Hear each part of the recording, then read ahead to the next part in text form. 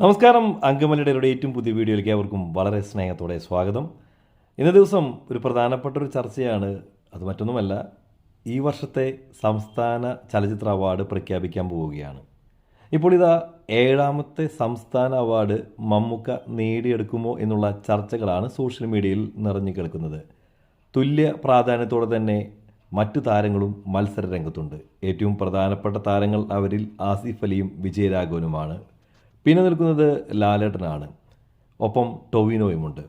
ഫഹദും ഒപ്പം മത്സരിക്കുന്നുണ്ട്. എന്നാൽ ഈ 3 പേർക്കാണ് കൂടുതൽ പ്രിഫറൻസ് എല്ലാവരും കാഴ്ചവെക്കുന്നത്. എല്ലാവരും പറയുന്നതും മമ്മൂക്കയ്ക്കോ അല്ലെങ്കിൽ ആസിഫ് അലിക്കോ പിന്നെ വിജയരാഘവനോ അതുമല്ലെങ്കിൽ ടൊവിനോയ്ക്കാണ്. ഏതായാലും ഈ സിനിമകൾ നമുക്ക് എല്ലാവർക്കും അറിയാവുന്നതാണ്.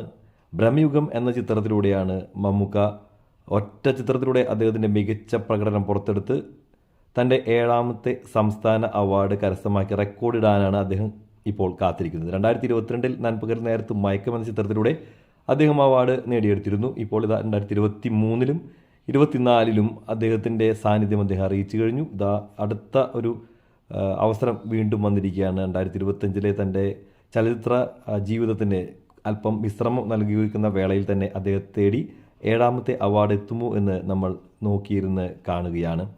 മാത്രമല്ല, മമ്മൂക്കയ്ക്ക് ഒരുപാട് ദേശീയ അവാർഡുകൾ കിട്ടാൻ സാധ്യതയുണ്ടായിരുന്ന നടൻ തന്നെയാണ്. അദ്ദേഹത്തെ തടഞ്ഞതൊക്കെ എന്താണ് കാരണമൊക്കെ നമുക്കറിയാവുന്നതാണ്. അതിനെക്കുറിച്ച് കൂടുതൽ ചർച്ച ചെയ്യാൻ തന്നെ ഞാൻ താല്പര്യപ്പെടുന്നില്ല. കാരണം ഈ ഒരു ഗവൺമെൻറ് ഭരിക്കുന്ന കാലത്ത് അത്തരത്തിലല്ലെങ്കിൽ മറ്റൊരു തരത്തിലൊന്നും സംഭവിക്കില്ല എന്നുള്ള കാര്യം നമുക്കറിയാം. കേന്ദ്രത്തിൽ അതാണ് അവസ്ഥ. ഏതായാലും കേരളത്തിൽ അങ്ങനെയല്ല എന്ന് നമുക്കറിയാം. ഇവിടെ കുറച്ചും കൂടി തലയ്ക്കകത്ത് വെളിച്ചമുള്ള ആളുകളാണ്. അതുകൊണ്ട് തന്നെ നമുക്കറിയാം വരാൻ പോകുന്ന ചലച്ചിത്ര അവാർഡ് പ്രഖ്യാപനത്തിൽ മമ്മൂക്കയ്ക്ക് കിട്ടുമെന്ന് തന്നെയാണ് ഒരു 90% ഞാൻ കണക്കാക്കുന്നത്. എന്നാൽ തൊട്ടടുത്ത സ്ഥാനം ഞാൻ കണക്കാക്കുന്നത് ആസിഫ് അലിക്കോ ടൊവിനോയ്ക്കോ ആണ്. ഒപ്പം വിജയരാഘവനും പ്രതീക്ഷകൾ നൽകുന്നുണ്ട്.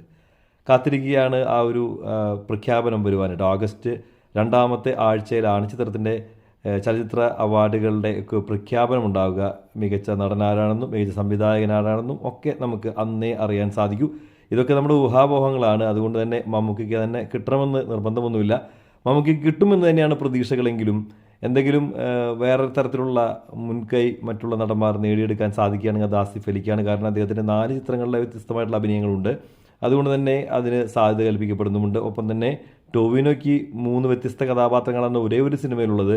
നമുക്കറിയാവുന്ന പോലെ തന്നെ കഴിഞ്ഞ വർഷത്തെ മറ്റൊരു ഹിറ്റായിരുന്നു അദ്ദേഹത്തിൻ്റെ നമുക്കറിയാവുന്ന ARM എന്ന സിനിമ. അപ്പോൾ അജയൻ്റെ 2ാം മോഷണം എന്ന സിനിമയ്ക്കോ കിട്ടുമോ എന്നൊക്കെ കാത്തിരുന്ന് കാണേണ്ട വസ്തുതകളാണ്.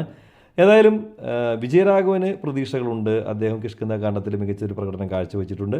കാത്തിരിക്കുകയാണ് മമ്മൂക്കയ്ക്കാണോ മറ്റുള്ള